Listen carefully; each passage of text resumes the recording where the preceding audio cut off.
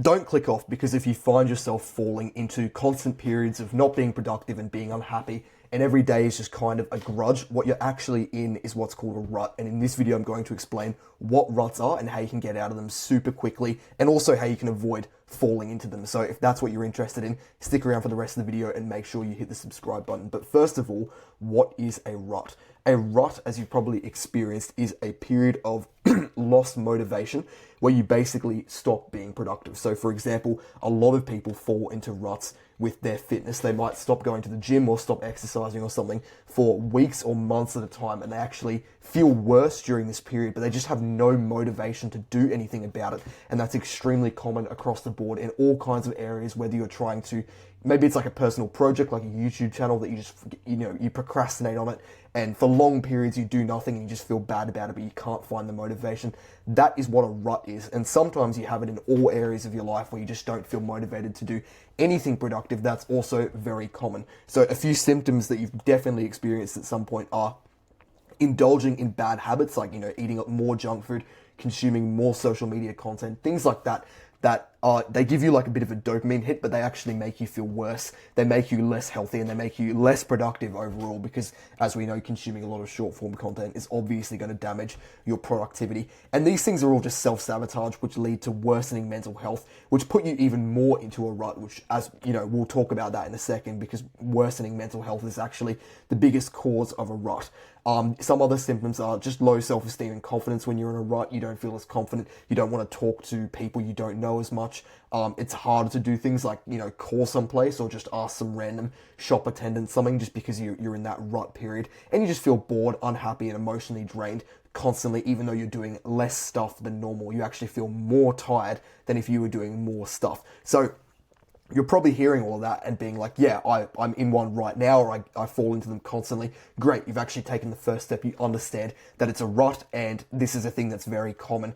The good news is they're also stupidly easy to get out of, which is what we're going to talk about on the next slide. And they are, before we go on, I'll just say they're more common for certain types of people, particularly people between, teens to 20s, maybe even into 30s, people that are exposed to a lot of social media and a lot of things that we'll talk about on the next slide. I think ruts are way more common for our age group than they were 40, 50, 60 years ago. So guys, if I'm going to skip the example with me, but yeah, if this sounds like something you'd be interested in, make sure you hit the subscribe button. But let's go. So first of all, what causes you to fall into a rut? The answer is always mental health. Don't listen to anyone who tells you otherwise. They don't know what they're talking about. Now, obviously, there's reasons that contribute to your worsening mental health, but the primary reason, the thing that causes you to fall into a rut, is your mental health. Nobody goes through a rut with optimal mental health. Nobody skips the gym for like 17 weeks with optimal mental health. Nobody procrastinates on a passion project that they're actually invested in with optimal mental health. It just doesn't happen. Because you're in a rut, that means something has caused your mental health to spiral down, and as such, you're doing the bad habits like eating junk food and staying up past your bedtime to try and make yourself feel better, and that's just going to make yourself feel worse. So a few examples of, I think this is everything. If there's something I've missed in this list, you can comment it below, but I think this is everything that can cause your mental health to spiral down, and I put it in order from most common to least common. So burnout, number 5, a lot of people would probably say that is the main cause of their ruts. It's generally not. I've put it 5th for a reason, but let's go through the list now. So the number one cause, I think, of people's mental health spiraling down and causing them to be in a rut where they're not really doing anything, they kind of dislike their life, they're bored, and they just do bad habits, is, I think, purposelessness, because it's extremely common with people of our age. They just have no purpose they're working on, no goals whatsoever, absolutely nothing. And so they're just in this constant period of rutting where they don't really feel motivated to do anything productive. They have low self-esteem, which means they don't think the future will pay off when they invest time and effort into delayed gratification habits, things that are going to make them happier and better in the future, like eating healthy and exercising and reading. And yeah, so just purposelessness overall, I think, is an extremely common one. Ask yourself this right now: do you actually have goals written down somewhere, or do you just have things you kind of think about? If you don't have goals written down, you need to actually have some written down, and we'll talk about that in a second. But most people don't have goals written down. They probably don't even have any idea of what they want to do with their lives, and that's pretty bad. Obviously, you don't need to have all the answers straight away, but just not having any sort of purpose or goal in mind, not having the next step, the next layer in mind, is I think a really big cause of people for their mental health to spiral down and put them in a rut, particularly if they're, most people are working some kind of job that they don't particularly like. And I think when you're in that kind of environment, when you just don't particularly, when you just don't particularly like what you're doing at the moment, it's 100 times harder when you don't have any kind of purpose in mind. And I've seen both of those types of people within my own self when I've gone through periods of, losing my purpose and not knowing what to do at the moment, and having, I've never really had periods where I've lost all hope, but just periods where I'm like, oh, this is kind of shit. Like, what I'm working on isn't really paying off. Those are the times, those are the weeks when I have like worst times at work and that kind of thing, simply because I just have nothing in the future. So that's the first thing we'll talk about. The second thing, which is kind of related to purposeless, a lot of people have both of these things, is just a loss of hope for the future, or low self-esteem. So low self-esteem is basically how much you value yourself. People with high self-esteem value themselves very highly. They believe in themselves. They know they can achieve great things, and they treat themselves like, they don't treat themselves like a tricycle. They treat themselves like a Ferrari, to put it into an analogy I've put themselves through. So high self-esteem people, it's much easier for them to exercise, eat clean, read, abstain from things that are bad for their health, like, risky things or alcohol and that kind of thing, just because they care about themselves more. And of course, low self-esteem people are the complete opposite. The lowest of the low self-esteem, like, 1 in a million extremes, will obviously commit crimes, and, they might kill themselves. That's not a 1 in a million thing, unfortunately. That's probably more 1 in hundreds or thousands, which is pretty sad. But yeah, that's just how the world we live in is at the moment, which is terrible, obviously. But yeah, low self-esteem people, complete opposite, hard to take care of themselves, which means they indulge in instant gratification habits like you might be doing at the moment. That's what low self-esteem effectively results in. So ask yourself this: how long could you hold out hope for the future if you were working on a long-term project? If you were going to the gym, or doing anything that's delayed gratification, where you're investing time into something and it pays off in the future, you can probably think of a few things like that. I think the gym is a great example, because obviously you don't get the results right now.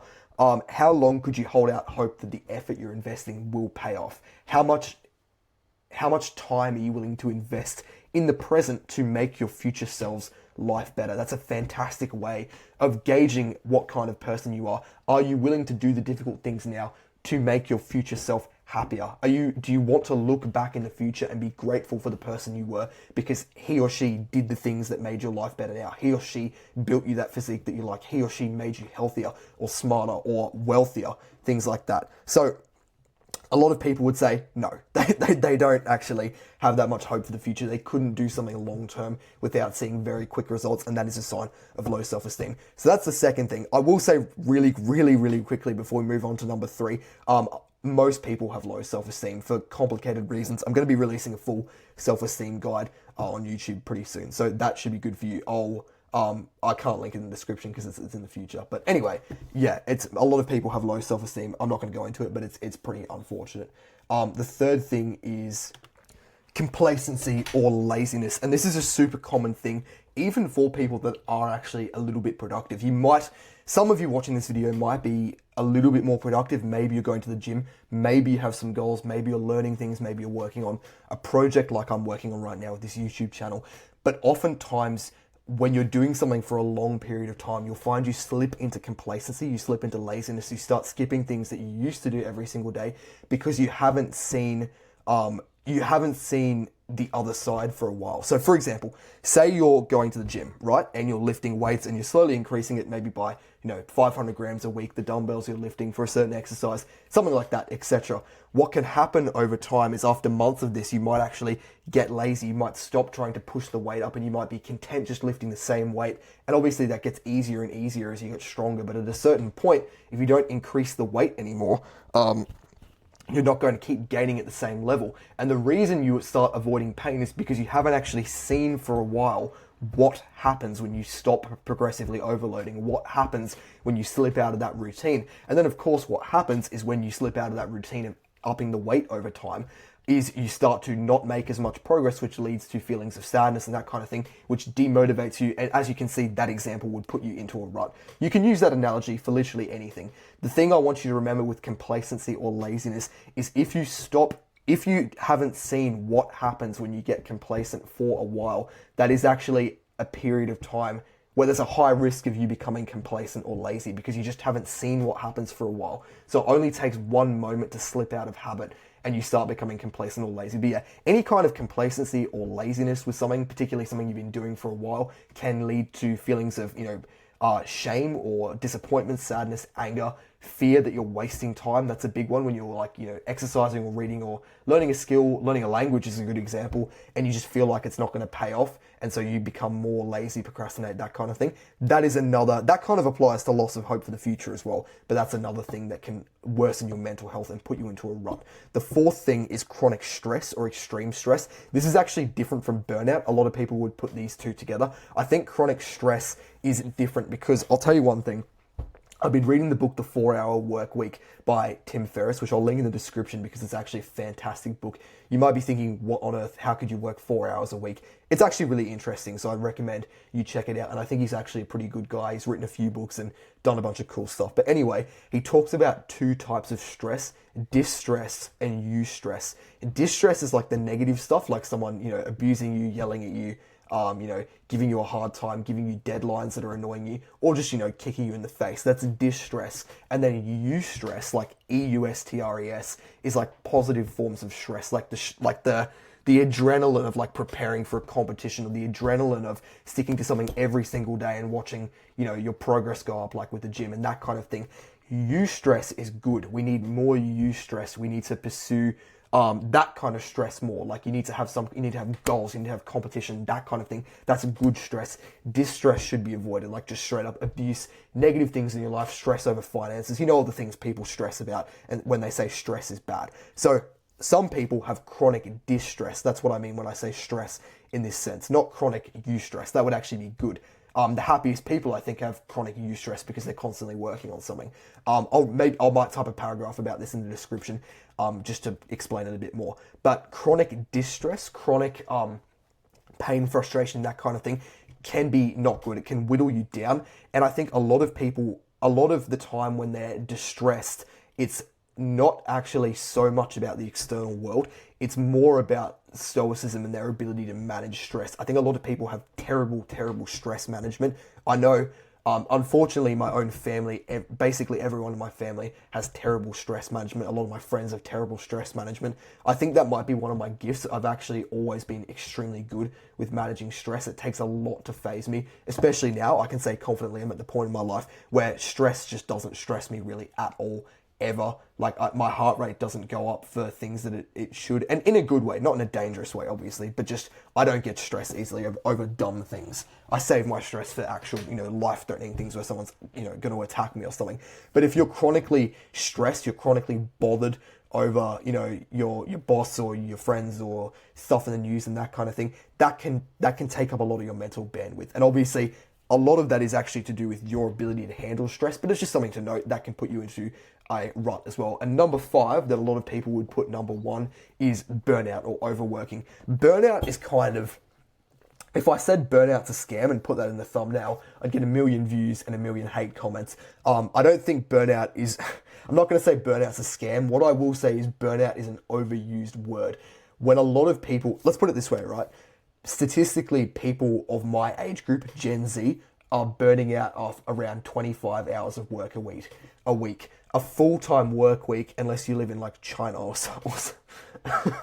unless you live in some country that doesn't have workers' rights, is 40 hours. I think in Australia it's like 38 hours a week. It's probably around 38 or 40 if you live in, UK, US, Europe, that kind of thing. That's a full-time work week. Our generation is burning out at around 25 hours. They claim they're burnt out and they can't do any more.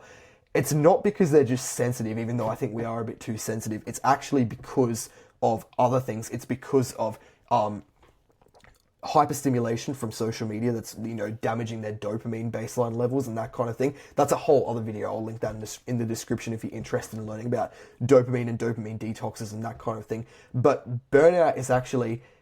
True burnout is actually difficult, and I don't think very many people get to a level of burnout. What burnout actually means is you've done the thing you should be doing in perfect conditions for so long that you actually are physically, you cannot do it anymore. It's actually taking a toll on your mental health. When most people say burnout, what they mean is I watch a lot of social media and eat a lot of junk food and do all these bad habits that have lowered my baseline dopamine, and as such, I can no longer do normal tasks that normal people do because I'm so overstimulated that it just feels more difficult. That's what most people mean by burnout, and the solution to that is obviously to delay gratification and to stop being such an idiot degenerate and watching an hour. Like, I see people watch an hour of like TikTok reels and they complain they can't read, and it's like, you fucking idiot. Like, of course you can't. That sounds rude, but you know what I mean.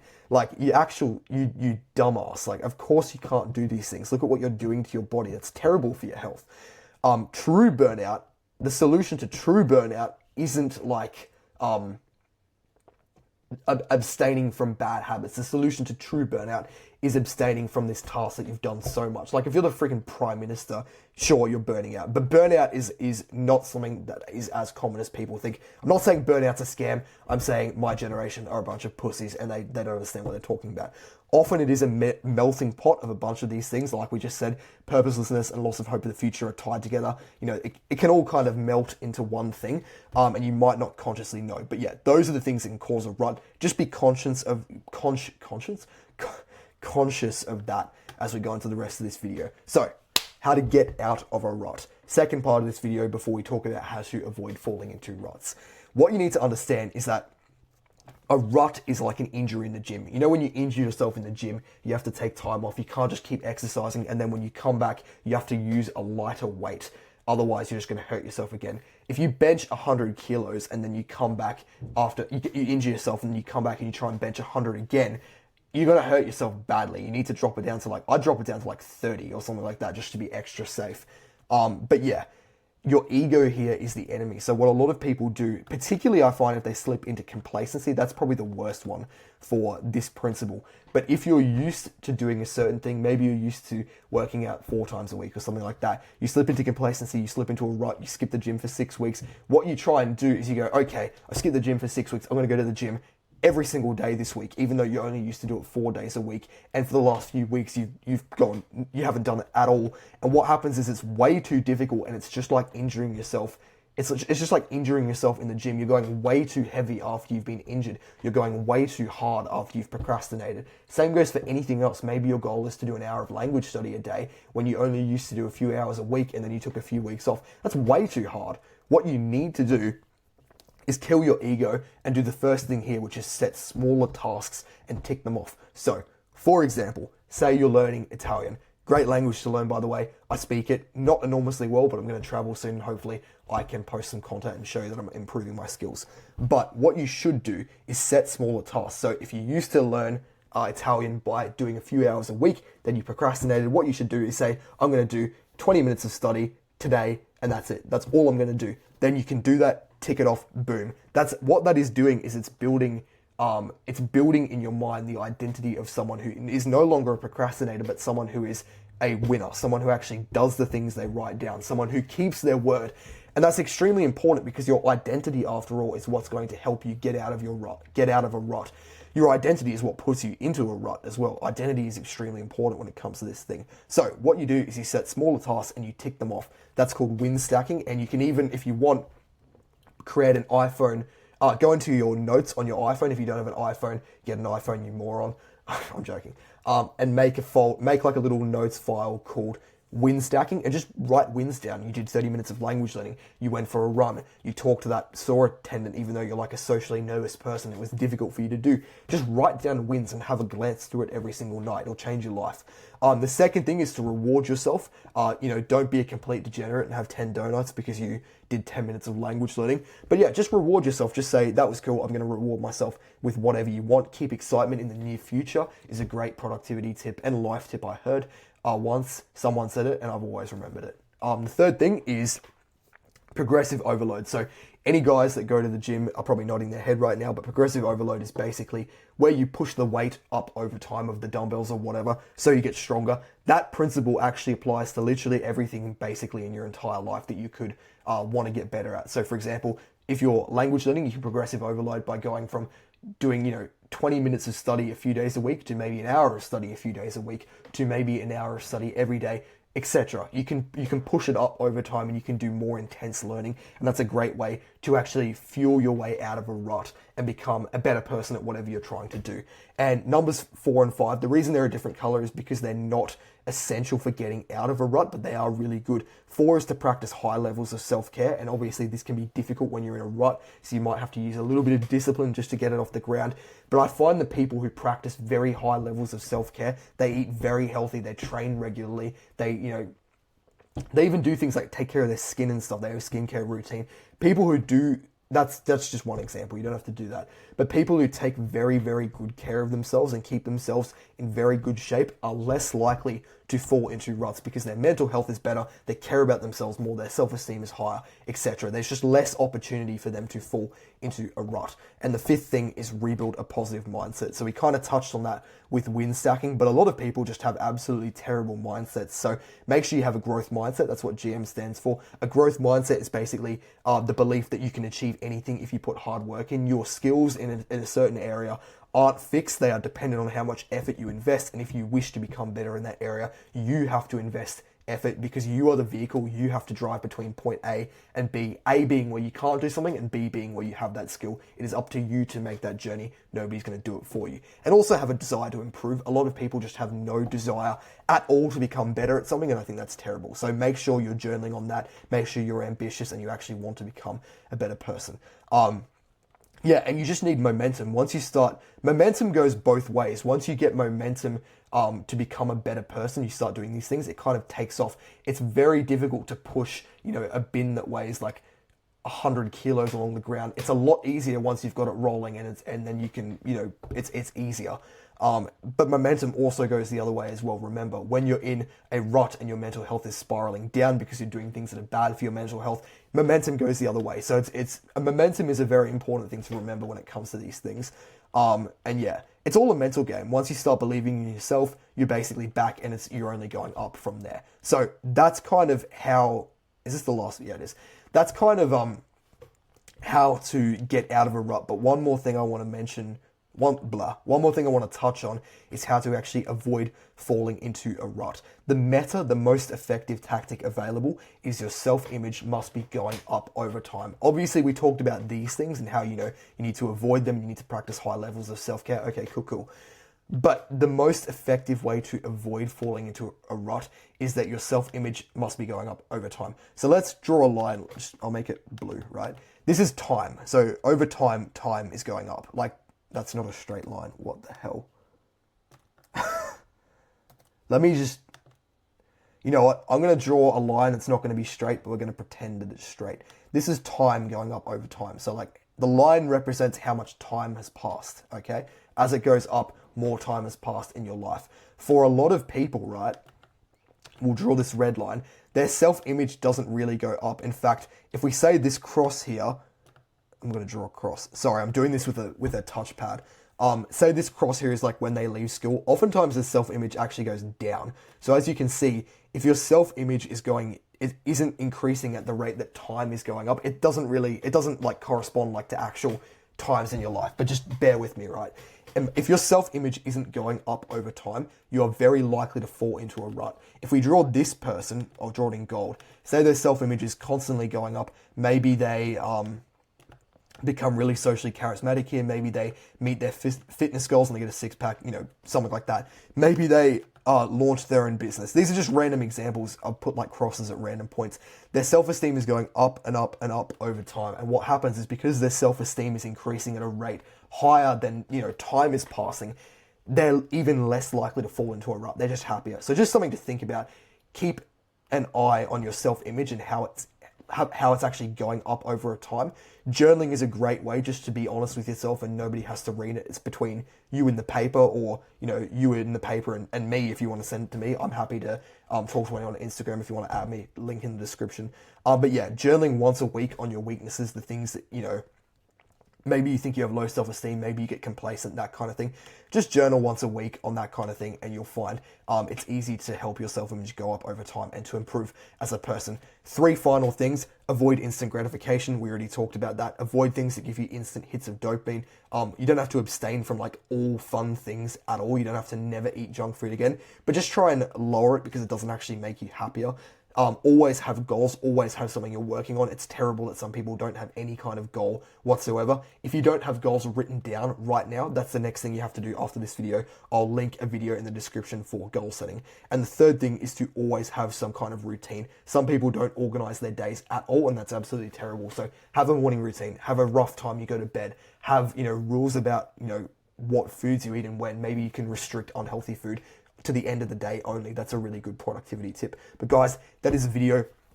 Hit the subscribe button if you're interested in learning more about this stuff. I'm actually almost finished an ebook at the moment that I'm going to release on improving your life from subhuman to, having an actually good life. So if you're a person who's, not particularly enjoying their life, you do a bunch of bad habits, you have low self-esteem, that book is for you. So thank you for watching. Keep an eye out for that and have a good one.